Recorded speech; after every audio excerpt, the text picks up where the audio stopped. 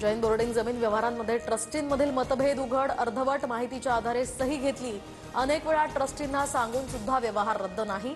माजी ट्रस्टी चकोर गांधींचा पत्राद्वारे दबाव टाकल्याचाही दावा. मोहळांना वाचवण्यासाठी करार रद्द करण्याचा खटाटोप. तर व्यवहार रद्द करून चालणार नाही. दोषींवर कारवाई व्हावी. मोहळांचा राजीनामा घ्या. हर्षवर्धन सपकाळांची मागणी. साताऱ्यातील महिला डॉक्टरचा आत्महत्येपूर्वी प्रशांत बनकर आणि गोपाल बदनेंशी व्हॉट्सअॅपवर संवाद.